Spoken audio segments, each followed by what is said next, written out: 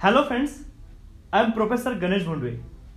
दोस्तों, इस वीडियो से हम एक टेक्निकल वीडियो सीरीज स्टार्ट कर रहे हैं जिसमें हम most important interview question and उसके answers based on C plus plus, Java and many more technical interview question आसान हिंदी भाषा में सीखने वाले हैं। दोस्तों, मैंने अभी तक जितने भी इंटरव्यू क्रैक किए हैं और जितने मॉक इंटरव्यू लिए हैं, बेस्ड ऑन दैट मैं आपको क्वेश्चंस एंड आंसर्स शेयर करना चाहता हूं। दोस्तों, इसके साथ ही आपको इसका benefit technical interview, competitive exam and technical entrance test इसमें बहुत सारा होने वाला है। अब बात आती है ये वीडियो सीरीज किसके लिए है।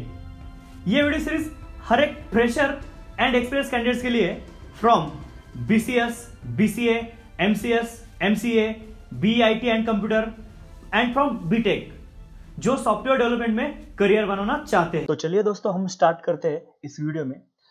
सबसे पहला जो क्वेश्चन मैं आपके साथ डिस्कस करना चाहता हूं, उसका आंसर वो है features of object oriented programming.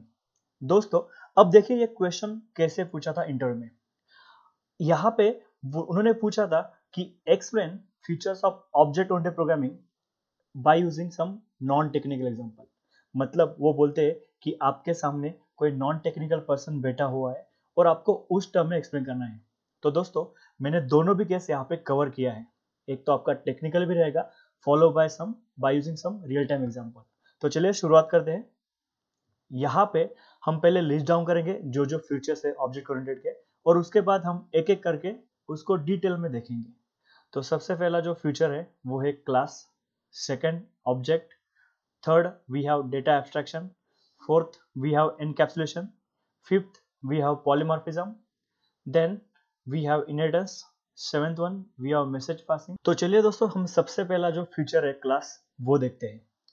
तो before starting with the technical stuff, I would like to give you a real time example. So एक एग्जांपल देना चाहता हूँ। जैसे कि अगर हम बात करते हैं बिल्डिंग कंस्ट्रक्शन की, वहां पे अगर देखा जाए तो डायरेक्टली जो आर्किटेक्ट है वो कंस्ट्रक्शन करने के लिए नहीं बोलते। सबसे पहले होता क्या है कि उस पर्टिकुलर बिल्डिंग का एक लॉजिकल प्लान बनाया जाता है, either by using paper plan और बाय यूजिंग सम सॉफ्टवेयर। और वो प्लान जो होता है हम उसको ब्लूप्रिंट भी बोल सकते हैं, राइट, और लॉजिकल एंटिटी। और उसके बाद ही मतलब एक्चुअल कंस्ट्रक्शन हो जाता है।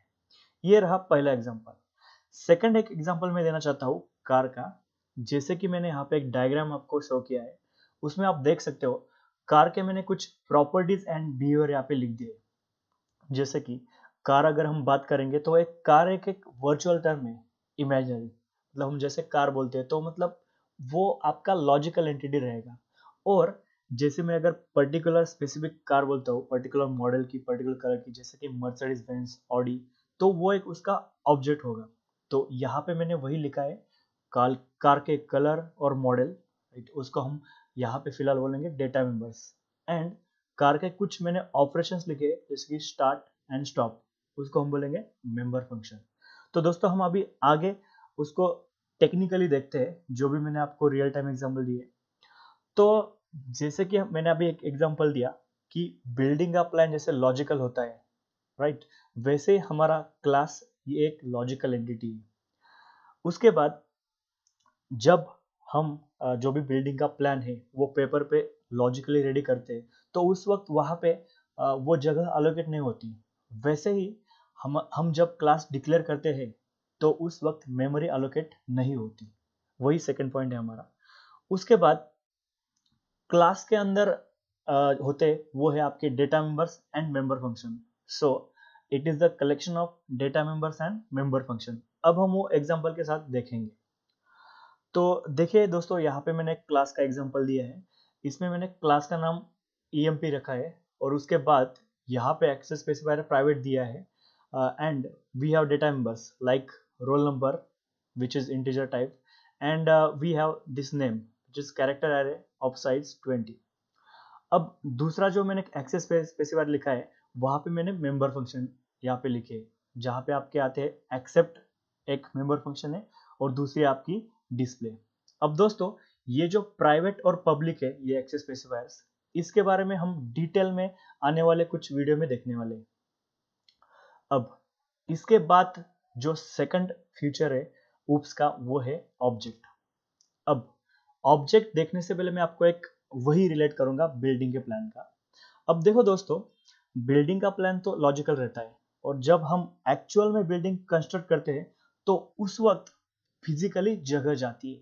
सेम लाइक दैट, जब हम कोई क्लास का एक वेरिएबल बनाते हैं, राइट, तो वो आपका ऑब्जेक्ट बन जाता है और वो फिजिकल एग्जिस्टेंस रहता है। इसीलिए मैंने लिखा object is the physical existence of a class. और जाहिर सी बात है, वो अगर फिजिकल एग्जिस्टेंस है तो उस वक्त मेमोरी एलोकेट होने वाली है।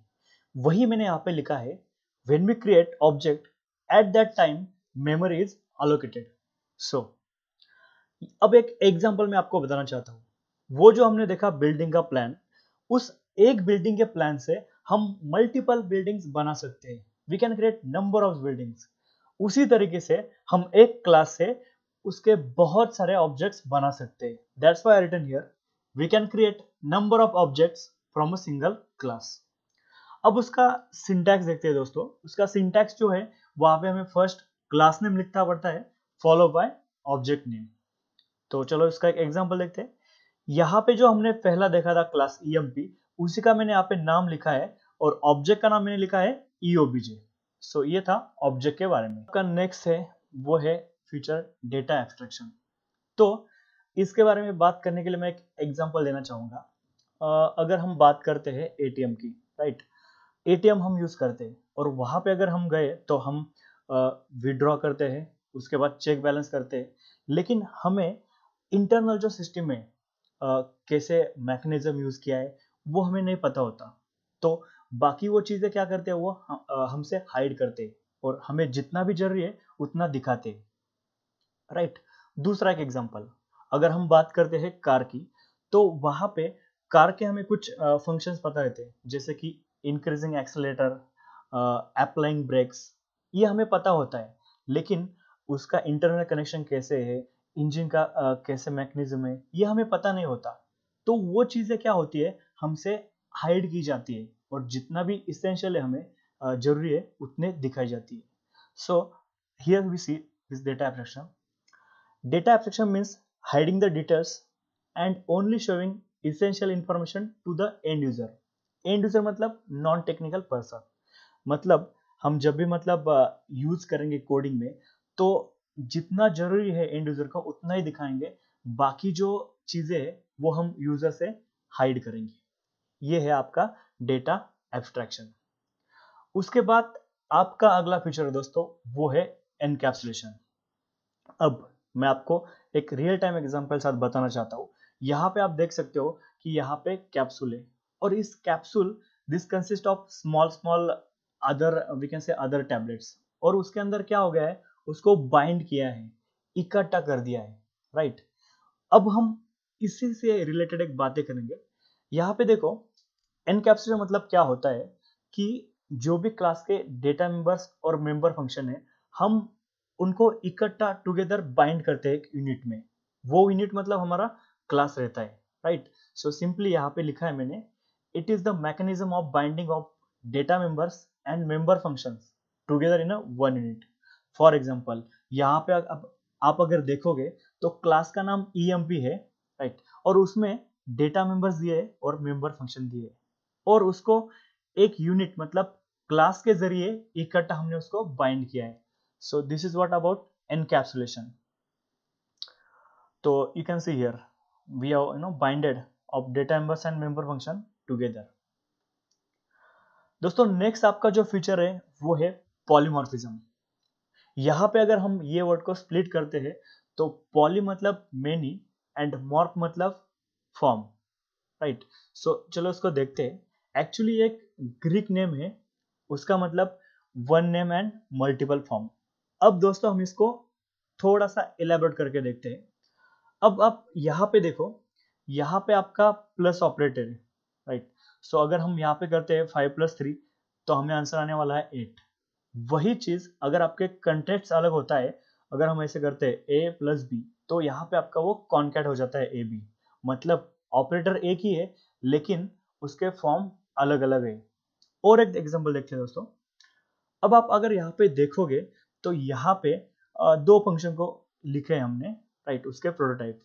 एक है ऐड, उसके दो इंटीजर आर्गुमेंट लिखे हैं, और दूसरा है उसका नाम भी ऐड लिखा है और उसके जो आर्गुमेंट है वो है फ्लोट टाइप के। मतलब क्या कि फंक्शन का नाम एक ही है, one name, but we are seeing multiple forms of function. That's what we call as a polymorphism. तो अभी हम क्या करेंगे, पॉलीमॉर्फिज्म के जो दो टाइप है वो देखेंगे। तो चलो यहाँ पे आप देख सकते हो, polymorphism has been divided into two types. First जो है वो है आपका कंपाइल टाइम पॉलीमॉर्फिज्म। इसको दोस्तों हम अर्ली बाइंडिंग ऐसे भी बोलते हैं। और दूसरा जो है उसको हम बोलेंगे रन टाइम पॉलीमॉर्फिज्म। इसको दोस्तों हम लेट बाइंडिंग या फिर डायनामिक बाइंडिंग ऐसे भी बोलते हैं। और हम run time polymorphism virtual function के साथ अचीव करते हैं, और ये भी वीडियो हम आने वाले कुछ वीडियो सीरीज में देखने वाले हैं।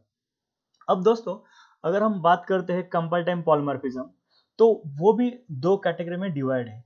पहला है वो है आपका फंक्शन ओवरलोडिंग, एंड सेकंड है वो है ऑपरेटर ओवरलोडिंग। तो ये था पॉलीमॉर्फिज्म से बारे में। आगे बढ़ते दोस्तों, अगला फीचर जो है वो है इनहेरिटेंस। अब दोस्तों इनहेरिटेंस को हम हिंदी में बोलते हैं उत्तराधिकारता, राइट। मतलब क्या होता है, अगर रियल टाइम की बात करें तो पेरेंट के प्रॉपर्टीज चाइल्ड द्वारा ग्रहण किए जाते हैं, लिए जाते हैं।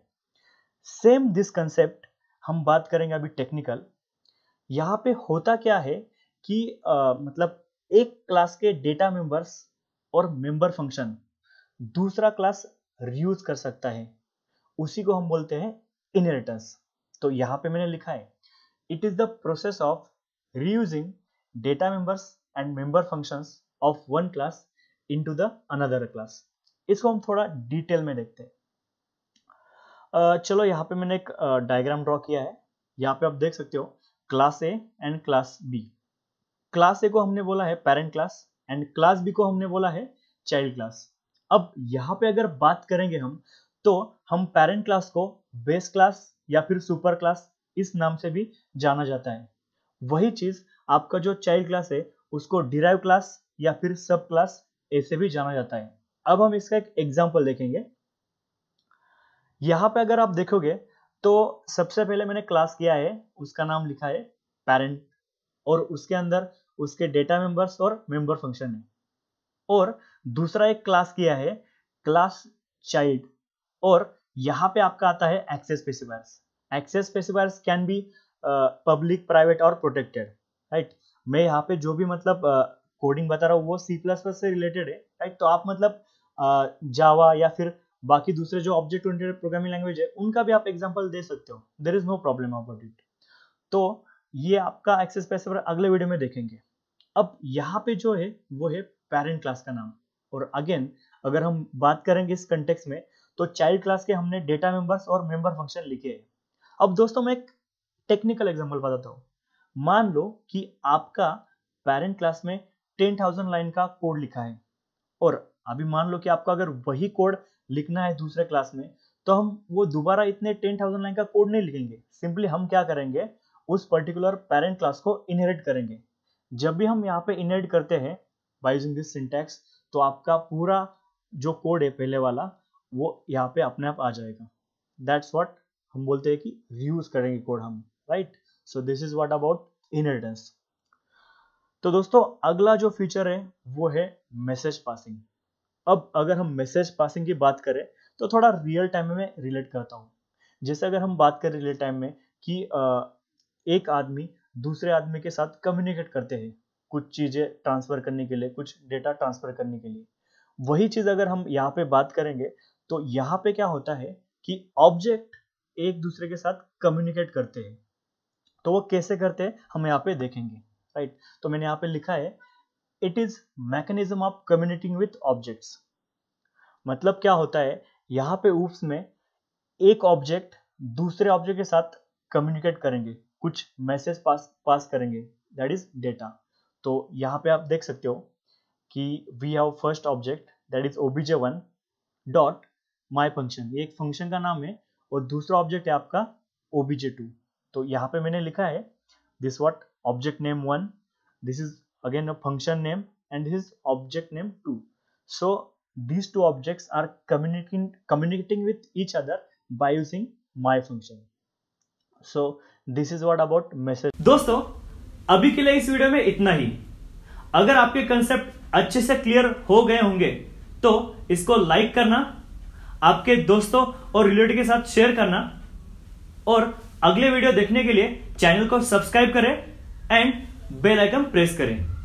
Thank you for watching.